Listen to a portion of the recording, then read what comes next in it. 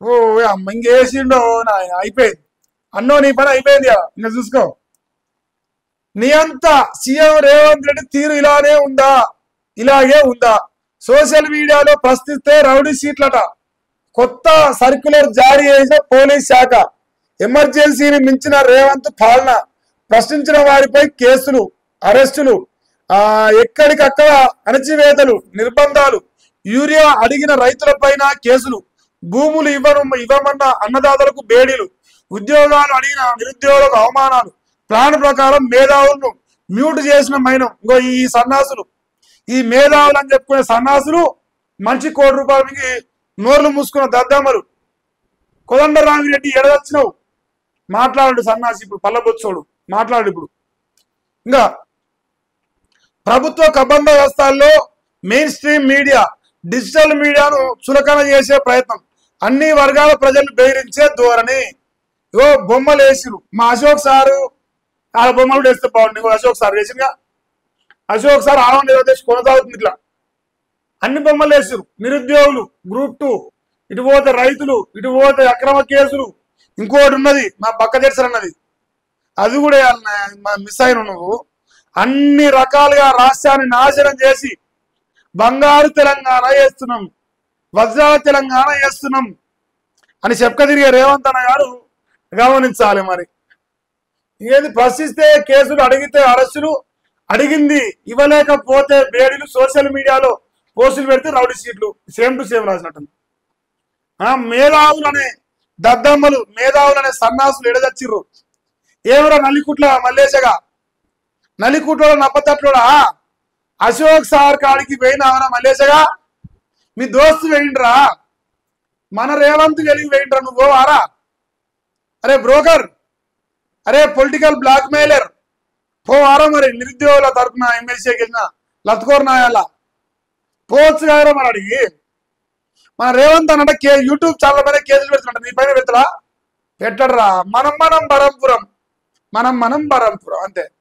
జనాలు చుతగాలని చేయాలి. రేవంత్ అన్న పైన మరి శంకర్ సాబ్ గట్టిగా రాసింది. ఇంకోటి జోరు మీద ముచ్చట, అన్ని ముచ్చట మంచిగా ఉన్నాయా? ఖజానా ఖాళీ, కిక్కే దిక్కు. ఇక మద్యం టెండర్ల పైసలపై సర్కారు ఆశలు. 2 నెలల ముందుగానే మద్యం దరఖాస్తులు. డిసెంబర్ నెలలో షాపు ఓపెన్ కోసం, ఇక అక్టోబర్ నెలలో షాపుల కేటాయింపు. దరఖాస్తు ఫీజు సైతం భారీగా పెంపు. ఒక్కో దరఖాస్తు 3 లక్షల ఫీజు. టెండర్లతో 3,500 కోట్లు వస్తుందని అంచనా. ఫస్ట్ ఇన్స్టాల్మెంట్ తో మరింత ఆదాయం. ఇవాటి నుంచి దరఖాస్తుల ఆహ్వానం. అక్టోబర్ 18 ఈ డేట్ వచ్చినాయి. సో ఖజానా ఖాళీ అయింది, కిక్కే దిక్కు, మందే దిక్కు. నేను తాగను, నీ సంసారిని, మాకు తాగే అలవాటు లేదు. కానీ తాపి చంపుతాం, బరాబర్ చంపుతాం, తాపి చంపుతాం మందిని. అట్లున్నది మన రేవంత్ అనేది. ఇక మెట్రో నుంచి తప్పుకున్న ఎల్ఎన్టీ సంస్థ. ఇది ఓకే, ఇది కాదు. అమ్మ ఇది ముచ్చటుంది. బతుకమ్మ చీరలు లేనట్టే, ఆ పండక్కి ఇవ్వలేమని చేతులు ఎత్తేసిన సర్కారు. 2 ఏళ్లుగా చీరలు ఇవ్వని రేవంత్ ప్రభుత్వం అధికారంలోకి వచ్చిన కొత్తలో ఏడాదికి 2 చీరలు ఇస్తామని ప్రకటించింది. 2 ఏళ్లు దాటిన ఒక్క చీర కూడా ఇవ్వని వైనం. 5 రోజుల క్రితం దసరాకు ఒక చీర ఇస్తామని, సంక్రాంతికి మరొక చీర ఇస్తామని లీకులు. ఇప్పుడేమో చీరలు రెడీగా సాకులు. అంతేనా రేవంత్ అన్న? ఇప్పుడు లేవు పైసలు. అమరాబాద్ పురికాడ పైసలు ఏం చేయమంటారు? ఏం చేస్తారా? మమ్మల్ని కోసుకోతిండ్రా, చంపుతారా? చెప్పులు ఎత్తుకపోయే దొంగల మేము. మమ్మల్ని ఇంటి ముందర రాణిస్తాడు. కానీ అప్పు దొరుకుతుంది, కుప్ప పెరుగుతుంది. మీకు మాత్రం దొరకవు ఆ పైసలు. మరి అప్పులు ఎక్కడ పోతున్నట్టే మమ్మల్ని అడుగుతుంది. ఆ చీరలకు పైసలు లేవు. డబ్బులు మోసే దొంగ రేవంత్ బ్లాక్ మెయిల్స్ చేసి సీఎం అయ్యిండు. నయం గ్యాంగ్ ని పెంచి పోషిస్తుండు. పేదల భూములు గుంజుకుంటుండ్రు. రైతులను ఆగం చేసేందుకే ట్రిపుల్ ఆర్ పేరుతో రైతులను కూలీలుగా మార్చే కుట్ర. ట్రిపుల్ ఆర్ బాధితులకు అండగా బీఆర్ఎస్. తెలంగాణ భవన్కు కల్వకుర్తి ట్రిపుల్ ఆర్ బాధితులు అండగా ఉంటామని భరోసా ఇచ్చిన బీఆర్ఎస్ నేతలు. మీరు చూసిరా?